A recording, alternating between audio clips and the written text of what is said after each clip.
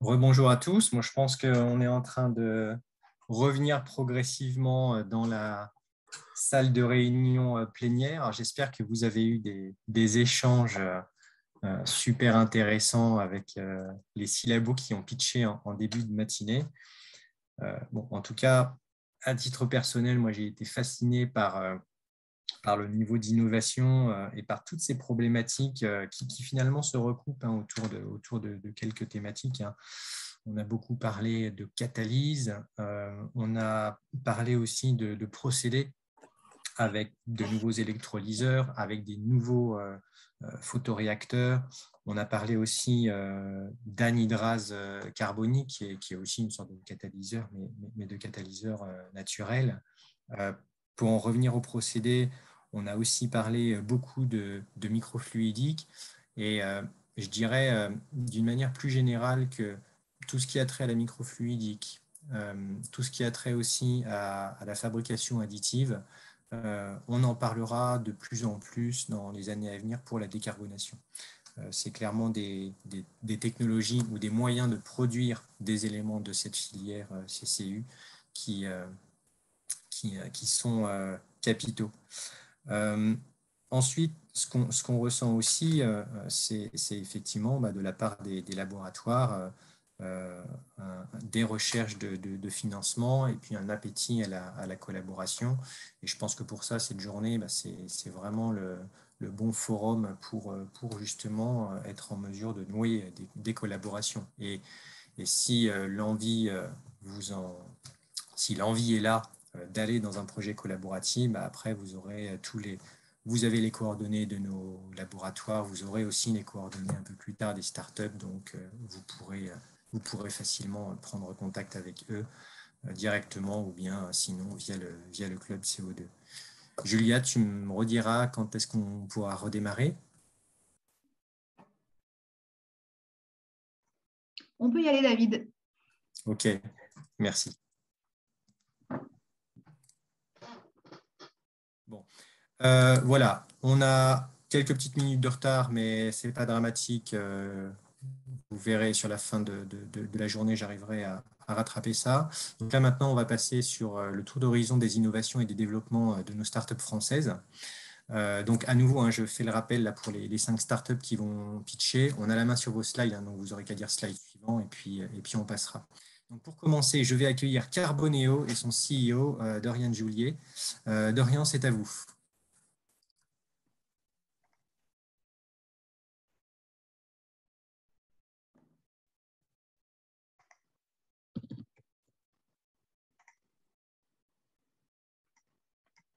Alors, est-ce que Dorian est normalement là. Son micro est activé, mais pas sa caméra. Dorian, est-ce que vous nous entendez?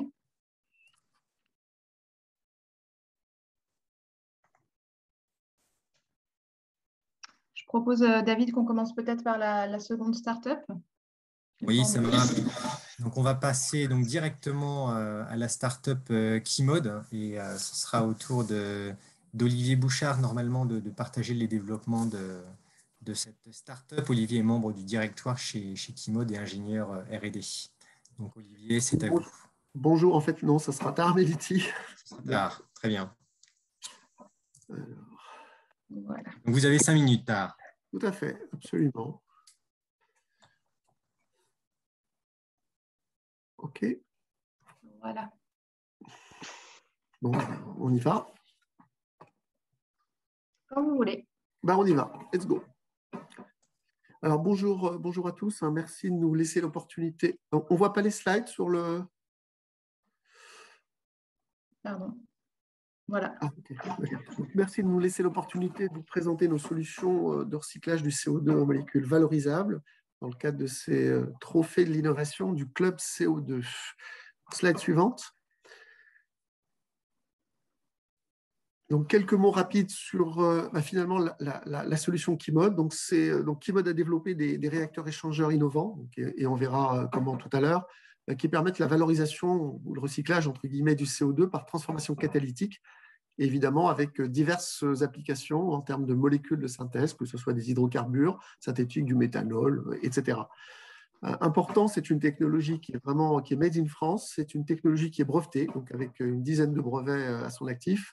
C'est une technologie, et on le verra également, extrêmement facilement industrialisable et automatisable. Enfin, c'est une technologie qui est à son niveau de TRL de maturité 9. Slide suivant. Alors évidemment, des solutions pour recycler entre guillemets le CO2, il en existe. Kymode n'a pas le monopole de ces solutions. Seulement, elles présentent énormément je dirais, de limites, et en particulier des taux de conversion qui sont faibles, des rendements énergétiques faibles et une forte consommation électrique. Elles ont également une forte consommation de catalyseurs. Elles présentent une stabilité délicate pour les bactéries méthanogènes dans le cadre évidemment de la méthanation biologique. Elles sont peu flexibles, elles sont soit pas du tout ou peu modulaires, et enfin elles ont une empreinte au sol élevée. Suivant. Elles ont donc toutes ces solutions concurrentes ne sont pas pertinentes, ne sont pas adaptées aux enjeux que peut présenter aujourd'hui les quantités de CO2 massives qu'on doit être amené à valoriser ou à recycler. Suivant. Donc, très simplement, donc la technologie Kymode et son principe d'usage. Donc, vous le voyez ici, on a des intrants, donc que ce soit du CO2 ou du CO dans le cas présent, de l'hydrogène évidemment vertueux. On injecte ces intrants donc, dans le réacteur Kymode que vous voyez au centre. Et puis, à l'intérieur de ce réacteur, et on le verra, on dispose d'un catalyseur qui va faire la transformation donc, catalytique de ces intrants. Et grâce à un pilotage de la température extrêmement fine, on va permettre de produire donc, des molécules synthétiques vertueuses, donc encore une fois, des hydrocarbures de synthèse, du méthanol, de l'hydrogène vert, enfin, biogénique ou autre, de façon extrêmement aisée et pertinente. Suivant. Donc, le principe de la technologie Kymode est en fait à la fois simple, mais évidemment, il est basé sur un savoir-faire et une technologie de rupture. Donc, à partir de plaques métalliques qui vont être découpées, on va les assembler sous forme d'un sandwich.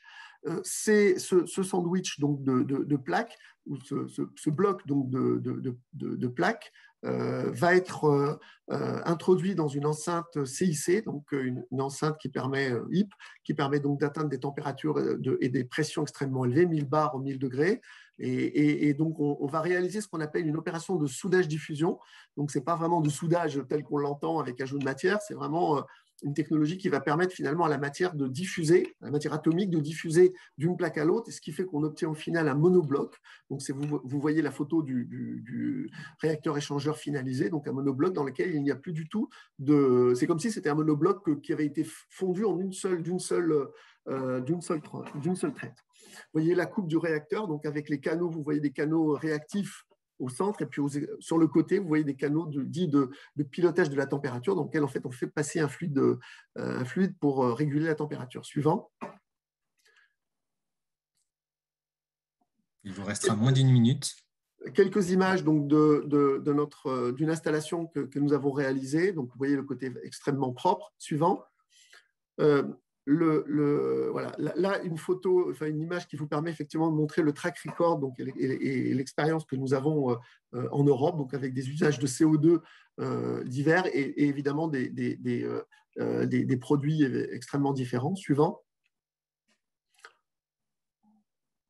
Les performances de Kymode, elles sont dues en fait à 3 composantes majeures, à savoir d'abord le fait que ce soit des réacteurs mini-structurés, compacts, donc au design configurable, ce qui va permettre l'intensification des procédés, une gestion en temps réel des réactions exothermiques et endothermiques, et enfin le mode de fabrication lui-même du réacteur suivant, qui va nous permettre donc d'obtenir les performances suivantes, donc des taux de conversion extrêmement élevés, donc jusqu'à 99%, quel que soit le volume de production, un rendement énergétique élevé, au-delà de 85%, une consommation de catalyseurs très faible, donc 0,15 kg par normomètre cube de capacité, une modularité forte, une empreinte au sol réduite, une flexibilité très forte d'utilisation, des réacteurs versatiles pour adresser des gammes de réactions chimiques différentes, et enfin une maintenance aisée, donc avec un skid plug and play qui permet de ne pas interrompre la production. Suivant. Pour terminer, Suivant, merci. Pour terminer, donc, la feuille de route, jusqu'à présent, on a démontré la faisabilité technico-économique de notre solution et à compter de 2022, donc c'est un déploiement massif avec une levée de fonds, avec la réalisation d'outils industriels et évidemment un déploiement à l'international. Les marchés visés sont les marchés de production de ciment, de CO2, les cimenteries, les aciéries, les verreries, traitement des déchets également, tout ce qui est méthanisation, station d'épuration, etc. Et donc, le Key-Mode vise une part de marché de 5 à 10% donc sur l'ensemble de ces marchés mondiaux, avec des usages, encore une fois, qui sont l'énergie, le transport et la chimie verte. Suivant, merci. Donc, pour terminer, donc, si vous avez des contacts, vous pouvez nous contacter, Olivier et moi. Merci Tahar, merci beaucoup. On va continuer avec notre deuxième startup. Donc maintenant, j'accueille Vincent Simoneau, CEO de Energo. Donc Vincent, c'est à vous. Bonjour à tous. Bonjour. On revient simplement dans la présentation. Bonjour à tous, donc je m'appelle Vincent Simoneau, je suis le directeur général de Energo, société créée en 2018 qui développe une toute nouvelle façon de faire de la chimie par du plasma catalytique. Donc c'est une autre façon de mettre en œuvre la catalyse.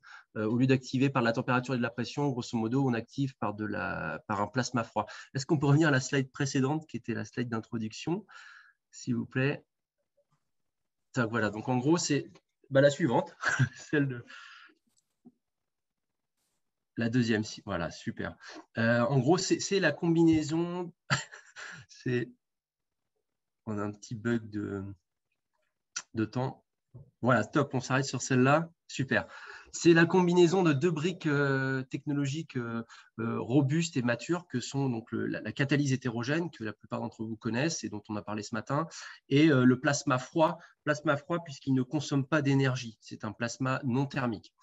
Donc, ce que ça apporte sur des chaînes de valeur de méthanation, déjà, c'est une mise en œuvre à basse température et basse pression. On parle vraiment de pression atmosphérique et de quelques centaines de degrés, 120, 150, 200 degrés.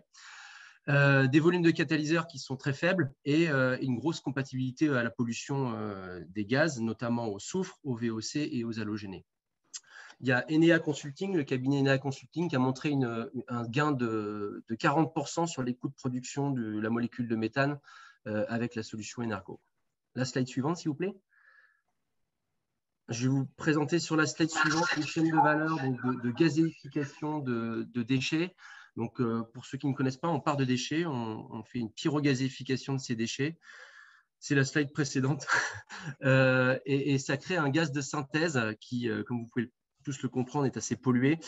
Et donc, on méthane ce gaz de synthèse pour en faire du CH4.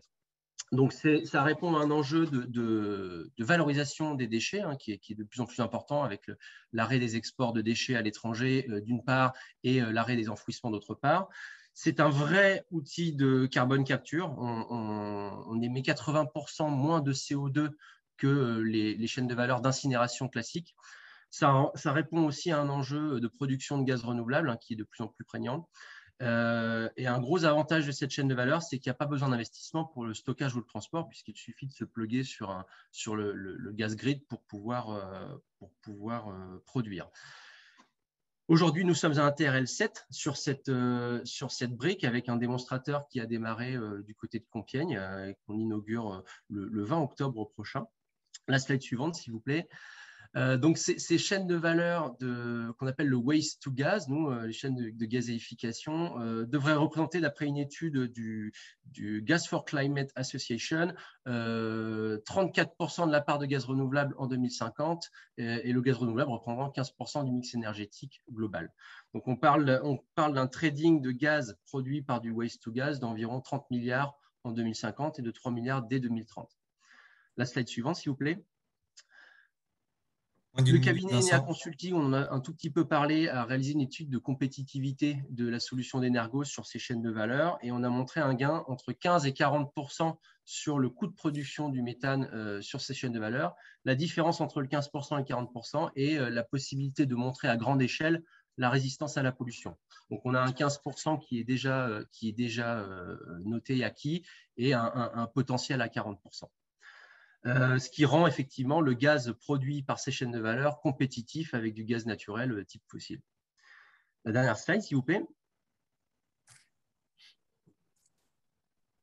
Donc voilà, là vous avez une photo du démonstrateur qu'on a démarré sur une méthanation d'un CO2 issu d'un biogaz. Donc c'est un démonstrateur qui fait 50 kW et qui travaille en plasma catalyse. C'est une première mondiale puisque le plasma catalyse n'était jamais sorti du labo, de l'échelle laboratoire. Et là, on a vraiment, depuis 3 ans, travaillé énormément sur la géométrie et le développement d'un réacteur qui permettent d'industrialiser cette toute nouvelle façon de faire la chimie.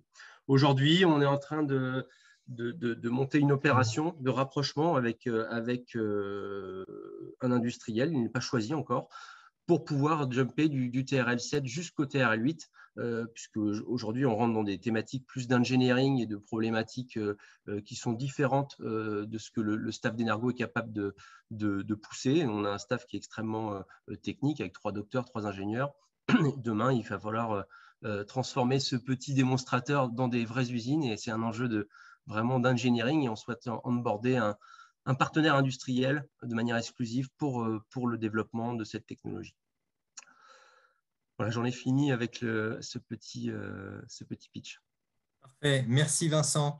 On continue avec la startup Mekaware et Arnaud Villiers-Darbouette, cofondateur et CEO. Arnaud, c'est à vous. Bonjour à tous, j'espère que vous m'entendez bien. Donc, on peut passer à la slide suivante pour démarrer. Donc, je vais vous présenter Mekaware et notre projet. Slide suivante. Voilà, donc la finalité de Mekaware, c'est d'être producteur de métaux critiques et de terres rares en recyclant 2 déchets. On fait le focus sur la filière industrielle des batteries, et donc le déchet, ça sera des batteries en fin de vie que nous allons retraiter, en même temps que nous allons utiliser du CO2 en provenance d'émissions industrielles. Suivant. Et en utilisant ce CO2 dans notre process, on va opérer une réduction du CO2 en même temps que la technologie, je vais vous présenter rapidement derrière, on pourra en discuter après dans les séances en petits groupes, va permettre de faire l'extraction sélective des différents métaux critiques que l'on a dedans. Et donc Mekaware, c'est Metal and Carbon Waste Recycling, c'est l'acronyme de ce principe-là. Suivante. On se positionne donc sur la chaîne de vie de la batterie, une chaîne de vie qui démarre à l'extraction minière et qui va au raffinage, production de cellules, fabrication de packs, et puis ensuite l'utilisation de la batterie et la fin de vie de la batterie. En Europe, se met en place tout un système de gigafactory accompagné par tous les grands industriels et l'Union européenne. 600 gigawattheures de capacité de stockage qui seront la production programmée pour 2030 suivante. Cette programmation industrielle, ces 600 gigawattheures, ça veut dire qu'il y a une nécessité de sourcer 6 millions de tonnes de métaux critiques et de terres rares. Alors, ce 6 millions de tonnes, c'est mon estimation à moi, donc elle n'a pas de valeur. Mais l'ordre de grandeur, c'est quand même celui-là. Aujourd'hui, on n'a pas accès en Europe à ces matériaux-là. Donc, le recyclage va venir comme une brique de la solution pour répondre à ce besoin. Suivante. Et donc, la solution Mekaware se positionne sur deux axes à l'intérieur de cette chaîne de valeur. Premier axe avec des partenaires pour collecter et préparer les batteries qui arrivent en fin de vie, fabriquer la black mass qui sont en fait les électrodes broyées, ce qui va être notre matière première. À partir de cette black mass, nous allons rentrer dans le procédé pour réextraire des matériaux, lithium, nickel, cobalt, manganèse et potentiellement d'autres, qui vont être dans l'état pour pouvoir réintégrer directement les lignes de production de fabrication d'électrodes. Suivante. Mais cette industrie que l'on adresse, elle a une autre problématique, si la slide suivante peut passer, c'est que, alors encore la suivante, merci, c'est que cette industrie de fabrication d'électrodes, c'est une industrie qui a un niveau standard de rebut de production qui est de l'ordre de 20%. Et donc, compte tenu de l'enjeu sur les matériaux, il y a un enjeu à pouvoir aussi trouver des solutions pour recycler tout de suite ce qu'on appelle les scraps de production. Et la technologie MakeAware permet d'imaginer venir plugger une ligne de production, de recyclage de ces scraps directement à proximité de la ligne de fabrication d'électrodes.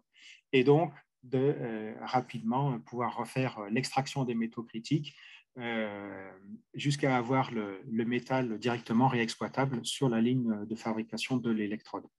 Ce qui permet de supprimer toute la logistique autour de cette logique-là. Suivante. Arnaud, moins d'1 minute. Et encore suivante.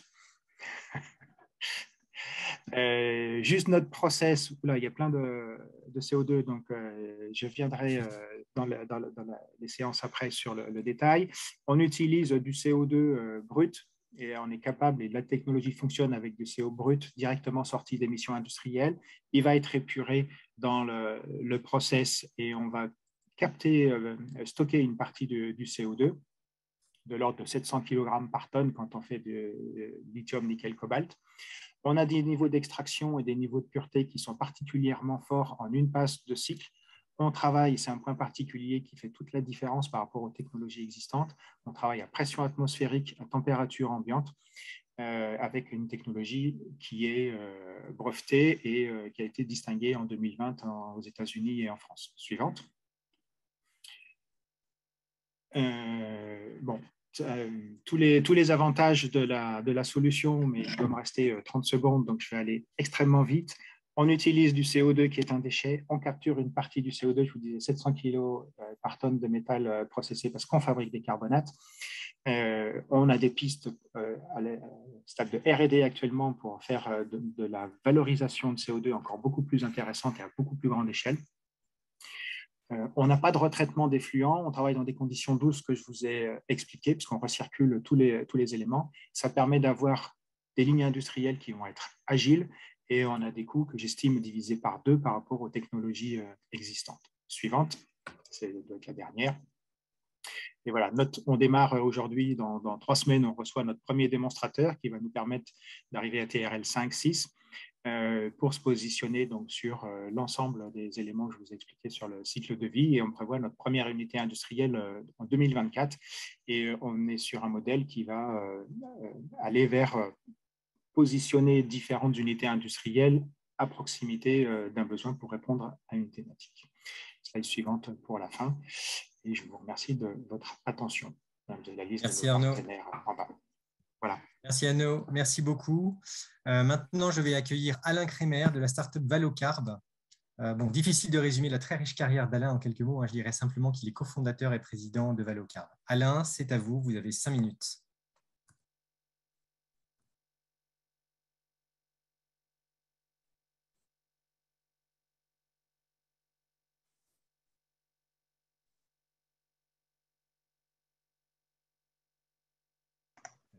Alain, je pense que vous êtes en muet, donc il faut réactiver votre micro.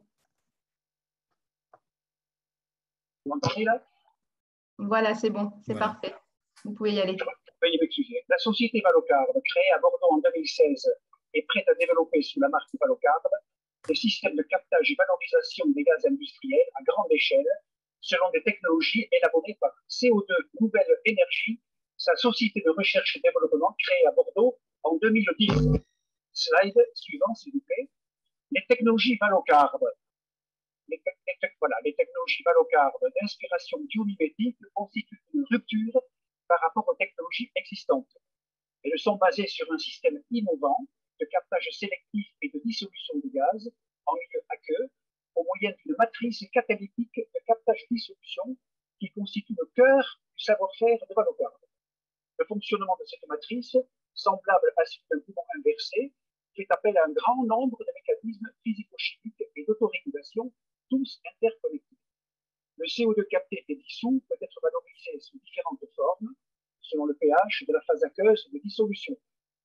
En pH basique, il peut être minéralisé, soit en bicarbonate de sodium, soit en bicarbonate de calcium pour la production de ciment écologique. Il peut aussi être utilisé dans un photobioréacteur pour la production de biomasse algale, ce qui ouvre la voie à de multiples formes de valorisation. Biocarburant, biogaz, bioplastique, engrais, alimentation respiration animale, etc. En pH acide, le CO2 est utilisé pour dissocier la molécule d'eau. Selon la réaction bien connue, CO2 plus H2O donne HCO3 plus H+. Les technologies Valocar ont un atout remarquable. C'est leur très grande capacité de dissolution du CO2, même en milieu acide, ce qui est normalement impossible. Cette grande capacité permet l'obtention d'une très forte acidité avec un pH très bas, proche de 1, dans certaines parties du dispositif.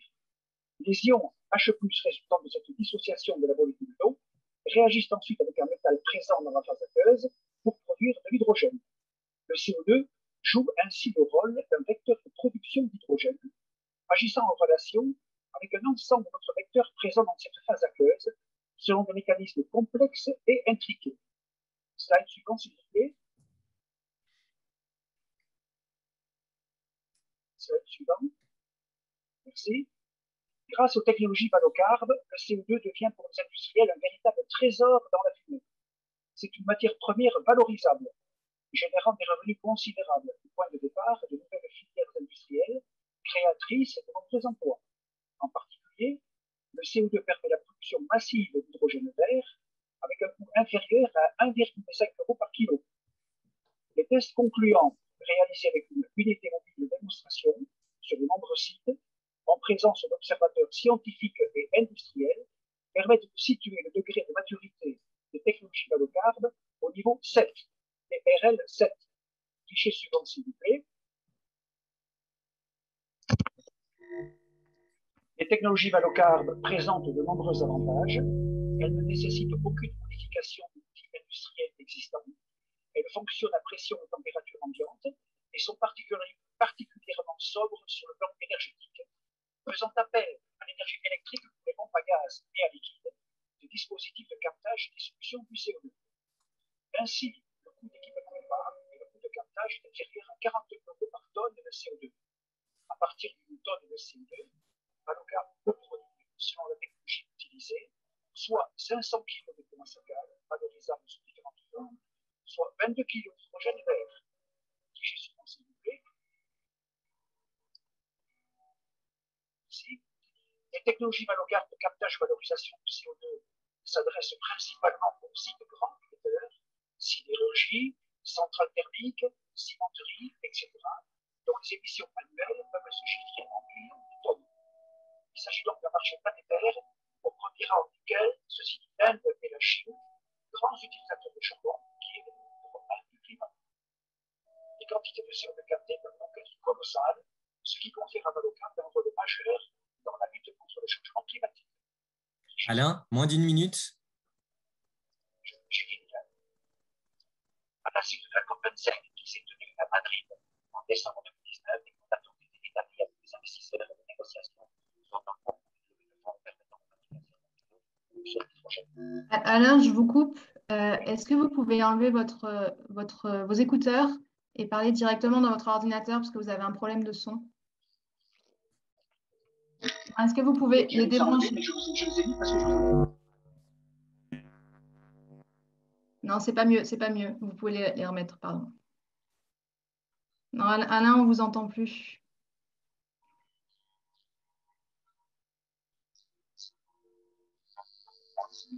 David, Alain, on se laisse. David, tu peux peut-être reprendre la main. Oui, Alain, on a quelques petits soucis techniques, donc je vais être obligé d'interrompre la fin du pitch. J'ai oublié de vous dire le cliché suivant, pardon, excusez-moi. Ce problème de son m'a perturbé. Cliché suivant, dernier cliché. Et donc, je vous remercie pour votre attention. Bon, très bien, merci Alain, sachant qu'on reviendra sur ces slides-là pendant les sessions en parallèle. Donc, merci beaucoup Alain. On va terminer notre tour des innovations start-up avec Carboneo et son CEO Dorian Joulier. Dorian, c'est à vous. Oui, bonjour. Pardon pour le souci de connexion avant tout ça. Donc, je vais vous parler de Carboneo, qui est donc une start-up qui a pour but de créer un cycle court du carbone et décarboner l'industrie. Donc, la technologie qu'on utilise se base sur l'électrolyse du CO2. L'électrolyse du CO2, c'est-à-dire qu'on va transformer le dioxyde de carbone en utilisant de l'électricité propre et on va le transformer en monoxyde de carbone et dioxygène. Donc, ces deux gaz sont très utiles dans beaucoup d'industries comme la chimie, la pharmaceutique ou la métallurgie. Et nous proposons une production locale et adaptable de ces deux gaz. Donc, on aura donc un coût modéré de production, une solution spécifique à chaque client grâce à notre système d'électrolyse on-off. Et en plus de ça, on rajoutera un faible coût de transport étant donné qu'on pourra placer notre électrolyseur à la sortie de chaque usine. Slide suivante. Donc, comme je le disais, on va se placer à la sortie de chaque usine, c'est-à-dire qu'on va se placer directement sur chaque site industriel pour adapter notre solution à chaque site et donc permettre de faire une autoconsommation, c'est-à-dire qu'on va capter le CO2 d'une entreprise et le transformer en monoxyde de carbone et dioxygène que l'on pourra revendre directement à cette usine. Donc, de cette façon, on aura une autoconsommation et on pourra réduire significativement l'émission de carbone de chaque usine. Slide suivante. Donc, comme je le disais, il y a énormément un vaste marché en France. Donc, il y a tout d'abord l'industrie chimique qui émet du CO2 tout en utilisant du CO et de l'O2. Donc là, on est aux alentours de 5 000 usines en France. On a aussi l'industrie pharmaceutique et l'industrie sidérurgique. Mais en plus de ça, on peut citer d'autres cibles, on peut dire secondaires, qui sont soit les émetteurs de CO2 simples ou les consommateurs de CO2 simples, que là, on mettra en relation afin de pouvoir à la fois réduire les émissions de CO2 des émetteurs de CO2 tout en produisant du monoxyde de carbone et du dioxygène qui sera utile pour d'autres industries. Donc là, on peut penser à la microélectronique, par exemple. Slide suivante. Donc, notre solution, la solution Carboneo, a été déjà primée au concours, au trophée des éco-entreprises de 2021. On a beaucoup de partenaires, en particulier Air Liquide, qui nous ont acceptés aussi dans leur incubateur de start-up Accélère. On a été lauréat de iLab et nous avons maintenant le statut de jeune entreprise innovante. En plus de ça, notre technologie repose sur 5 brevets déposés avec la SAT Erganeo et l'Université de Paris, 4 sur nos catalyseurs moléculaires et 1 sur l'électrolyseur. Slide suivante. En plus de ça, donc, nous repose notre équipe. Merci beaucoup pour votre attention.